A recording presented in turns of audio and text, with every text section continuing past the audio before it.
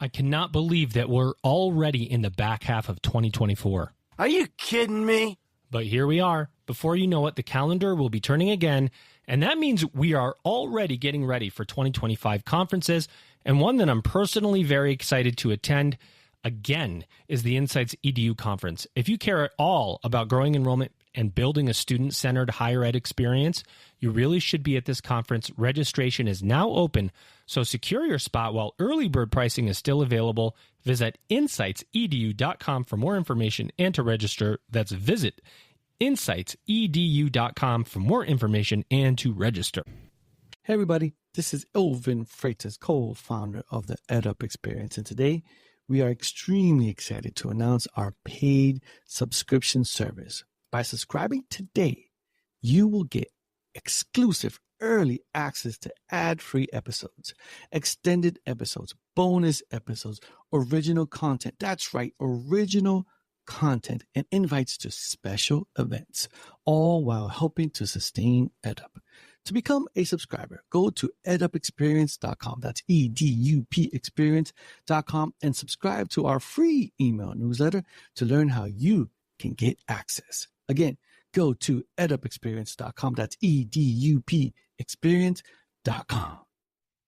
Welcome back, everybody. It's your time to EdUp on the EdUp Experience podcast, where we make education your business. Where are we making education your business from today, you might ask? Well, that's a great question. I'm in my in-laws' basement right now with half of my recording equipment. It's spread across this desk. I'm not in my home studio, which is now also in my basement, as I've started a new position. As many of you know, I've worked in higher education in both for-profit and nonprofit institutions for over 20 years, and began working for Ellucian as the vice president of industry engagement about 2 weeks ago. So when you hear this episode come out, it'll be I'll be a month in. So I'm trying to figure out how to do everything. Ellucian's a massive global company helping higher education in many ways. I'm trying to figure out how to get my computer turned on at this point. So we're discombobulated a little bit, but we're still interviewing the most important leaders in and around higher education today. And so we cannot stop bringing you the content that you deserve to hear. And we've got people doing great work. And another great guest for us today as we build our President series, on our way to 300 presidents interviewed. I don't think there's any podcast in the world that could say that they've interviewed 300 college and university presidents. We hopefully will be the first one to say it. And we're going to get number 280-something in with us right now. I don't know the exact number, but we're getting close to 300. Here he is. His name is Rusty Kennedy, Dr. Rusty Kennedy, and he's the president at Andrew College. Rusty, welcome to an EdUp. Mike, how are you? Thank you, Joe. Appreciate you having me. We're happy to have you, honored, in fact, to have you here. Level set for the audience. Tell us a little bit about Andrew College. Where are you? Who do you serve? How do you serve them?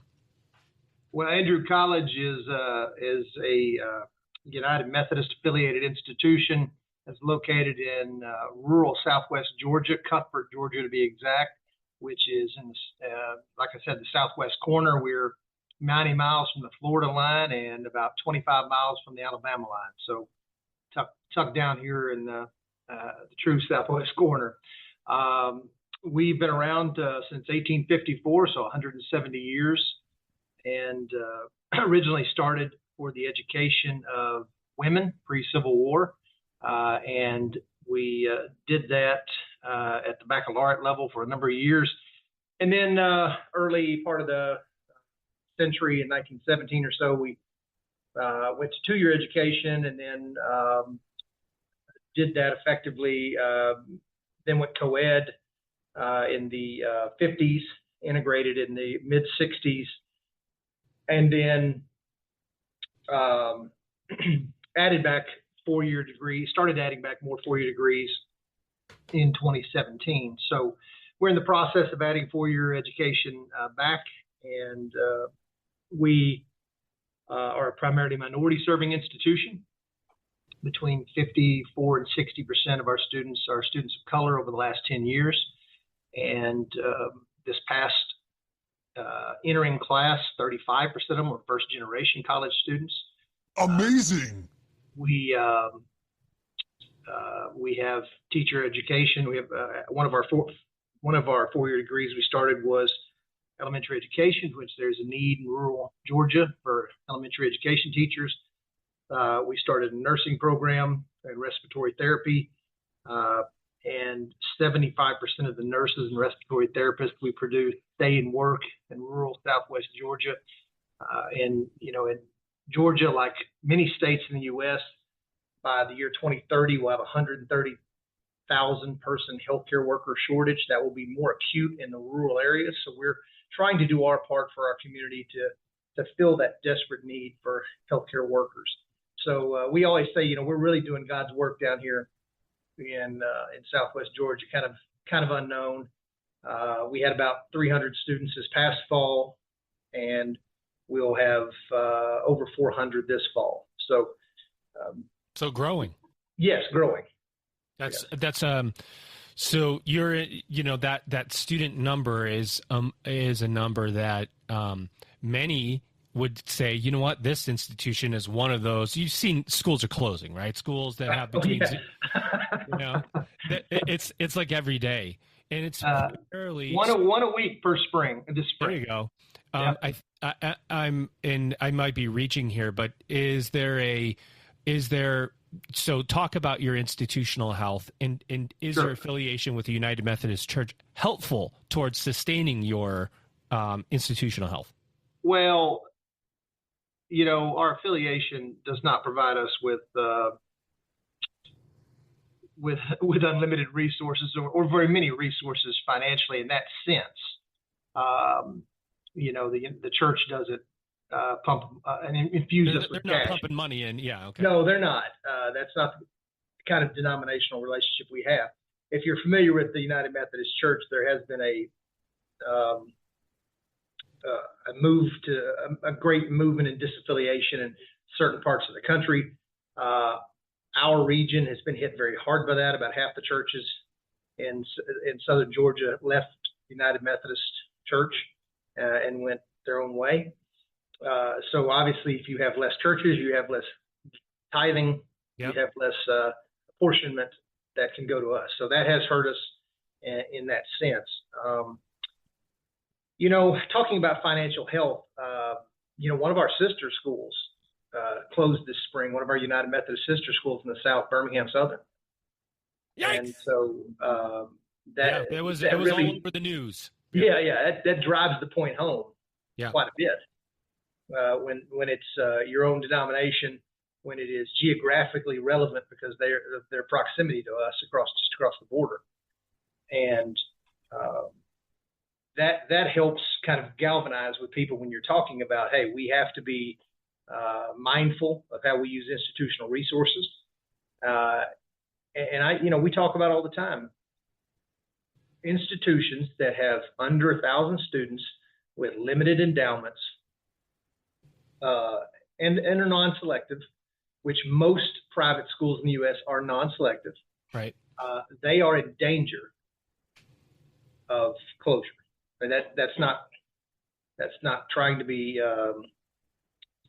alarmist. That's just a fact that they're more susceptible to the economic pressures.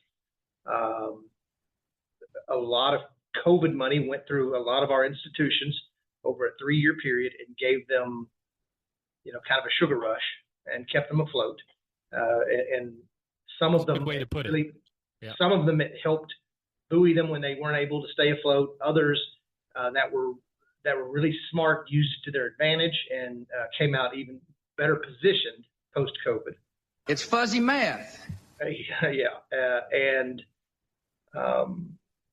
so that, and then off the heels of that, you get the erosion in confidence in higher education, a job market where people don't feel like they need a degree and they can go straight into the workplace, and the demographic cliff and massive inflationary pressures over the last few years. When electricity costs 15 to 20% more, chicken in the dining hall costs 15 to 20% more. Everything you spend money on, and yet your net tuition revenue is not going up. I got to tell you, that's such an important point to drive home for schools, because so many people will listen to this podcast, and there's many people, especially those that work, I would say, in a higher ed adjacent area, that pump out news about what's going on in higher ed, like, oh, it's too expensive, or higher ed's just driving up the cost. They're just not watching. Well, when your electricity goes up and your food service costs go up and vendors who you rely on have to put their costs up because of inflation, you're really left with two choices. One, cut your budget so that you can absorb those costs, right? If your revenue is the same, you have to cut to absorb those costs, or you end up passing along part of it or all of it to your student, the consumer who's paying. It's not that we just go, hey, you know what, let's have an arbitrary tuition increase this year because we just like tuition increases. Typically, there's a reason where, so you can operate, and you have to have, those costs have to go somewhere. Oh, you're right. But you have to be mindful, because obviously there is a point at which the consumer can't bear that burden. And that is the catch-22 of higher ed, isn't it? It's the old imaginary graph. If your product costs $0, everybody would buy it, and you'd have unlimited students. And if it cost $1 million, no one would buy it. So where is that sweet spot along there? So, we've really tried to do the best job we can to put ourselves in a strong position. We're working to do that, as I think every small school is trying to do. We've added programs to attract students. The challenge is, and I've been president here now for 13 and a half months. It's so coming in and saying, how do you, the fall before I got here, we had 247 students. And so you can't run an institution for 247 students. It's impossible. From an economies of scale standpoint, and all the other things going on. So how do you attract students to a rural location? Well, you do so with distinctive academic programming, which is very difficult because there's not a lot new under the sun, and very distinctive programs usually cost a fortune. Yep. And you do so with extracurricular and co-curricular programming that can recruit and retain students and give them built-in affinity groups. The easiest one of those that people think of often is athletics. But there are many others. You can think of chorale, choir. You can think of theater. So the arts produce some of those as well. So trying to use new academic programming, trying to use co-curricular and extracurricular programming to attract students and fill empty beds, fill the extra capacity we already have on campus. We have the room, we have the beds, we have these things. We simply need, as I tell people all the time, it's a math problem. We're a business. People hate to hear education is a business, but it is a business. Our product is quality education. We want to simply sell more product. If this was the widget factory, we'd need to sell more widgets. So let's sell more quality education. I'm not saying cheapen education. I still want everything held to the same standard, but let's sell more product. Do you think that so maybe the question is, you're coming into a little bit of a turnaround situation, right? Because if your enrollment isn't going up, it's going down, and you've turned it up. Is that fair? Well, I was brought in to grow the enrollment. There were a lot of very solid things that were in place from the previous administration. So I don't want it to sound like I inherited a disaster. Okay, so like that. You're running momentum. You're running forward with forward momentum. Yes. And what I found interesting about you when I was looking at your LinkedIn profiles, you have one of the most unique titles I've ever seen in your past, which I want to know how that connects to the future and becoming a president. And at your previous institution, you were the vice president of administration and athletics, which typically athletics is always a separate deal. So it could be a size of institution, but now you're focused as a VP of admin on business, on enrollment, on financials, on this, and then athletics presents a whole other dynamic. I was VP of admissions. and Oh, athletics. sorry, a VP of admissions and athletics. Yeah, that's Yep. what the combination was. That Yep. was so unique. And then I had a stretch there for a year and a half or so during COVID where I ran student affairs too. So that was quite an immersion, learning how to run student affairs during COVID. Do you think that prepared you? You think that prepared you? Did that prepare you for this? It did. Since no one knew how to deal with COVID, we all learned at the same time. That was interesting. And the reason I'm sitting in this chair today is because of my tenure at Midway University. Obviously, I worked for a great president in John Marsden, who mentored me and was gracious and taught me a lot in how to be a president. And he was very collegial, open in the way he ran his administration. But I got to Midway as the athletic director. I see. That makes sense.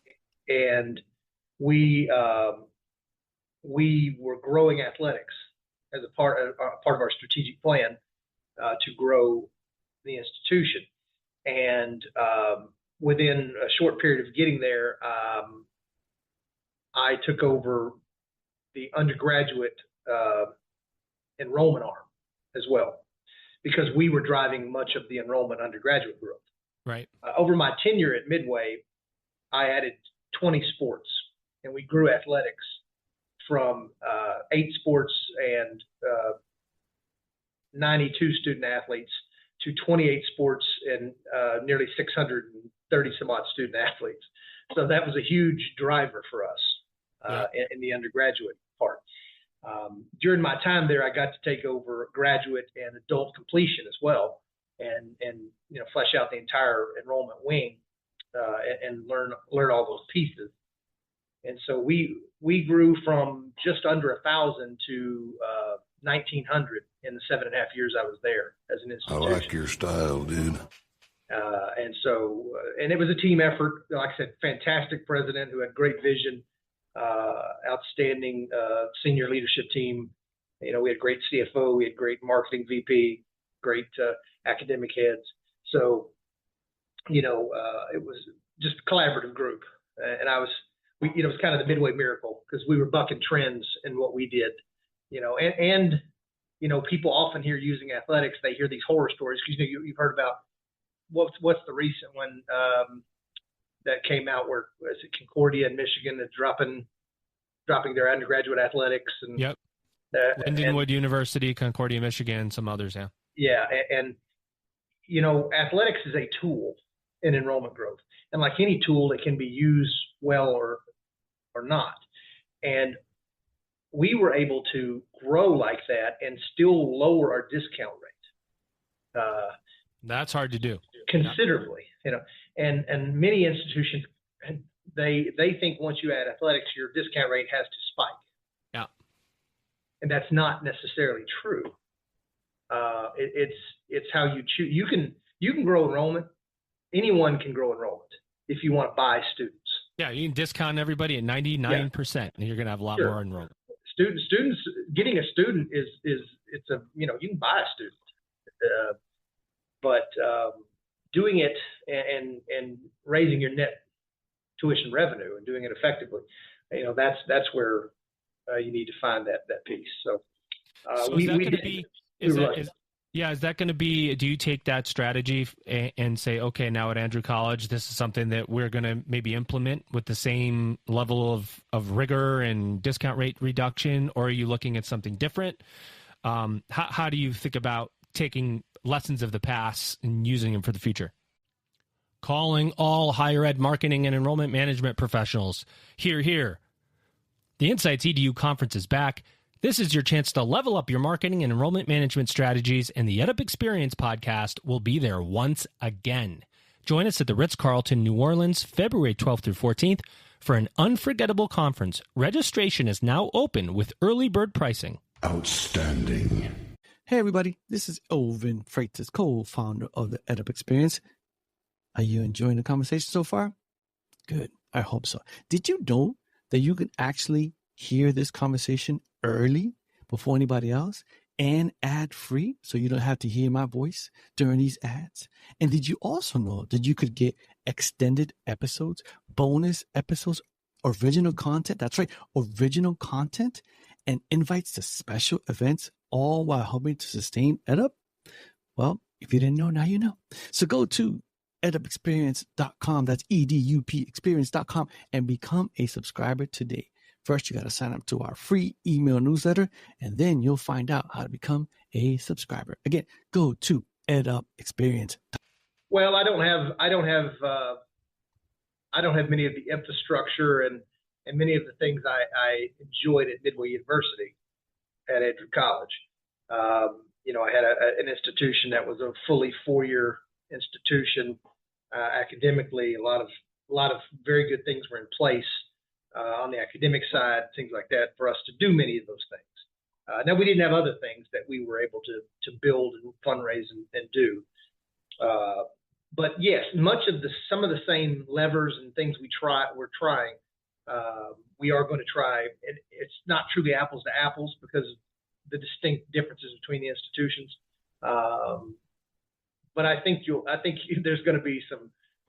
You can see some things we did and see some things we'll do here that you'll go, oh, that looks very similar. Just you'll have to be different and intentional because of the differences that Andrew College and Cuthbert, Georgia pose versus Midway University in Central Kentucky. You bring up your geography again. And one of the things that we've talked about on this podcast, and it's come up quite often, is the difficulties of recruiting students in a rural area. Most of the time when I have that conversation, if not all of the time, it's community colleges who are in a rural area. They're having those concerns.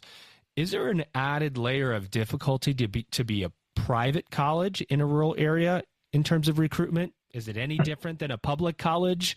What are those similarities, differences? Well, there's not similarities really.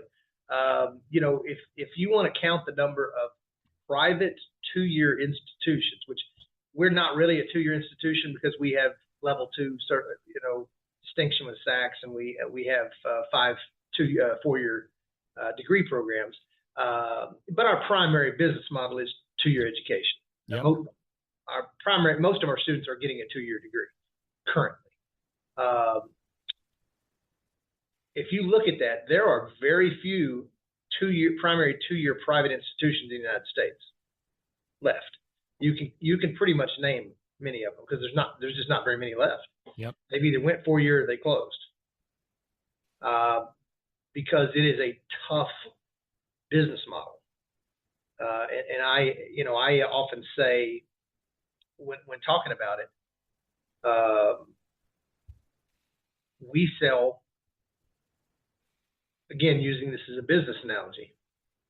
And that's what happens when you have someone who has a DBA and taught business. You just said sell, right? I mean, yeah, I said sell. When you're selling, the degree, when you're talking to your consumer, your student, our sticker price is $19,604 in tuition. Well, our primary competitor to 2-year education in the state of Georgia is subsidized by the state, and it's $3,000, $4,000 a year for tuition at the state and technical colleges that are 2-year branches, whether it's rural or urban, either one. And so that is a tough sticker comparison. Even if we are discounting a large chunk of it, it's the sticker piece initially. And so that's a tough model, period. Before you get into the rural piece, then you add the rural piece on top of that. The student says, what do you mean you don't have a Walmart? What do you mean you don't have a McDonald's? What do you mean what do you mean you only have Dollar Tree, Dollar General, Family Dollar? So there's some culture shock that comes along with it, right? There is a little bit about that. And, isn't it? We're located in depending on the year, we're located in the, what is either the first or second poorest county in the state of Georgia. That's so one of the things that we've talked a lot about on the podcast is positioning or repackaging of the value of higher ed, of focusing on differentiation. What's the differentiation for Andrew College? What do you, when a student comes to you and says, okay, wait a minute, I don't have the Walmart, but I will get X. What is the X that you're communicating to students? Well, we're obviously selling opportunity and a chance for, we truly have fantastic faculty. Of course, who doesn't say they have fantastic faculty? But we truly do have fantastic faculty. We're small, even at 400 students. As I said we had 80 students on campus today in a pre-registration event. And as I said to the parents and students, we're small enough to celebrate your successes and know when you fail and know when you're not in class and pick you up. And also know when you've had a good day, when you've done that little extra, and that, this is not, if you're here for athletics, you're a student athlete, and we expect you to go to class, and we want you to move on and better yourself. And so you're not a number here. You're a name at Andrew College. And because we're so small, there's very few as small as we are. And we're 400 is small. Yeah. Yeah, but you've nearly doubled.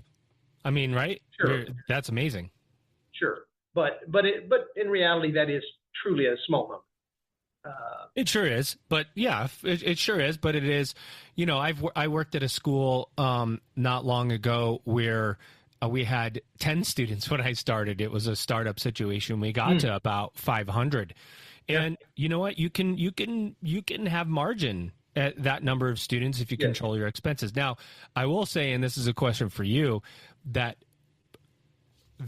number of students allowed, at least in the situation I was in, allowed us to have the ability to move very quickly, to say, okay, we're going to test this.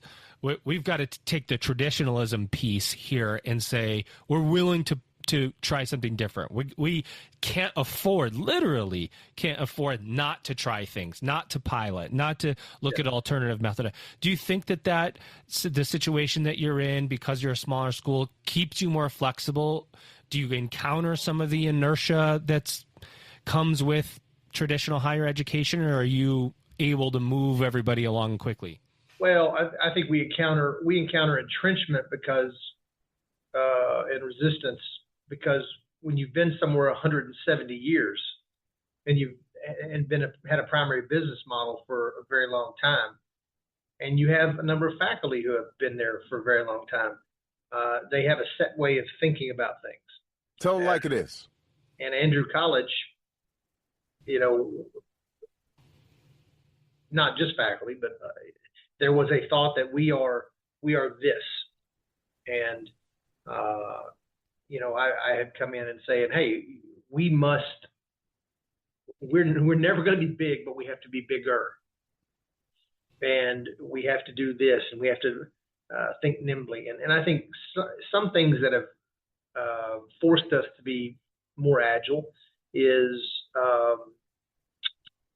the recent regulations that have come out, and regulations that keep coming out from the administration. It's tough on every college, the regulatory burden, but it's extremely tough, as you would know, at a startup school. It's extremely tough at a small school when you have very limited staff to meet the regulatory burden that's placed on you when you have many people having two hats. Or three or four. Or three. I was being generous saying two. Yeah. And so, but we're getting that mindset of doing. The other thing is, I have an entirely new cabinet, and I have one senior administrator who I inherited, and then every other senior administrator as of August 1st will have come in during my tenure. So good or bad, and because we had some retirements in that, and lost a couple of people who had been here 40 plus years. So it was a lot of institutional knowledge, which really is damaging to some degree. but yes, that also helps you be a little more nimble because you have people who come from the outside bringing different perspectives. So you said that one of the items that you're focusing on is getting more 4-year degrees. You said you had, I thought you said you had 5. We have 5. Bachelors. So this would be, and you can correct me if I'm wrong, but that would be a very focused strategy, right? To be able to bring in more students. Those students would stay longer, hypothetically speaking. But now you've got to offer, as you do that with more bachelor's degrees, you have to have more services that go for longer. You have to have more focused retention. You have to have the mental health services. You have to have all of these things that you might have had for 2 years. Now you have to offer them for 4 years. So there's always an expense to elongating those. Can you talk about that journey that you're on a little bit? As you think about more 4-year degrees, how you're thinking about extending services and hours and staffing and so on? Yes. It's honestly, I describe it in 2 tracks. I talk about we are growing enrollment in this track. And what we cannot do is wake up one day and have grown enrollment to 500 plus and then said, oh, we forgot to add more 4-year degrees. Are you kidding me? And so we've been trying to move that along. When I got here, we had 3, now we have 5. And we're adding them along, and we have some nice plans to first off, you can utilize some of the human capital you have in place. You have enough instructors when you look sometimes to say, oh, we can actually offer this degree. We can do this as a notification to your accrediting body, and it's not that it's not going to be anything more difficult than that. So what do you have on the books in terms of human capital? First off. Yep. There are also now consortium arrangements that can allow you to add degrees cost efficiently. So there's some different ways we can be creative and add, speed up the timeline, add some more 4-year degrees with that. The other piece is, the eventual switch in this, and when you have a decent chunk of your student body that participate in intercollegiate athletics, is you need to make sure you have enough 4-year degrees when you take your 4-year athletic program or your 2-year athletic programs to 4-year, because then all of a sudden you have juniors and seniors. So that is the total that you also that will fill a lot of your degrees immediately when that switch happens. Yeah, and you have to, but at the same time, you have to be able to offer enough of the upward level courses in those degrees right away. So you 100%. Have to plan for almost like in reverse while you're going forward at the same time. 100%. So it is a delicate balancing act, and you're right to point out when you're talking about how do you provide mental health services, how do you provide career services, how do you provide all the other very important student service aspects for your education, and expanded student enrollment for them. And so these are things that when you talk about infrastructure, people think about buildings, but there's a lot more to it than that. Certainly is. And are you looking primarily residential? You're going to go online, both? How are you thinking about technology, digital transformation, all of these other things that come into play for students? Well, I don't think there's very many of us out there who can afford not to have part of their student mix be online. Now, we're not going to be Southern New Hampshire, Grand Canyon, or Liberty. Not yet anyway. Well, I mean, they're Western Governors, whatever that's a different game, But is there and we do some online education now, but it's so small in the sphere of online education. I think that's the one thing you talk about. COVID took every school who didn't do it at all, and everybody had to do some online education because of the pandemic. And so now everybody's a player to some degree. Some just a sliver, some more than others. So I think it has to be a mix in your student population. And for us, it is just determining how much of a mix it can be. Can we really be very relevant in it.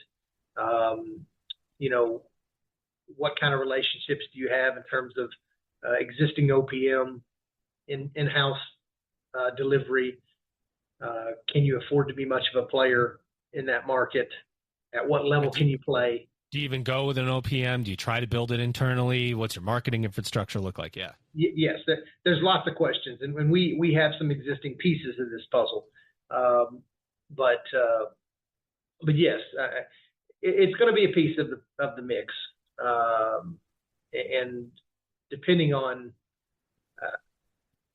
obviously, you'd like it to be a nice piece of the mix to build on top of your strong residential core. What else do you want to say about Andrew College? Is there anything that you want to say to our audience? Anything that's happening at the institution? Any groundbreaking announcements that you want to make here? Anything at all that you want to say? Well, it really is a special place, and everyone says that, but it is a special place, and I think the church and our Lord knew what He was doing when He put it in this part of Georgia all those years ago. We are serving a population that is in a little bit of an education desert, and it is a spot that desperately needs uplift, and we are the cultural and spiritual uplift in Southwest Georgia, and we have been for 170 years. And we have a lot of people who have dedicated their lives to bettering young people and making sure that they get a great start, or making sure that they get a degree where they can be ready to work and hit the workforce immediately. And like so many institutions, Andrew is another one of those special places that most people don't know about, but doing an outstanding job across this country. Here's a challenge to the audience. There's no good for any of us in higher education to see a school fail, to see schools close.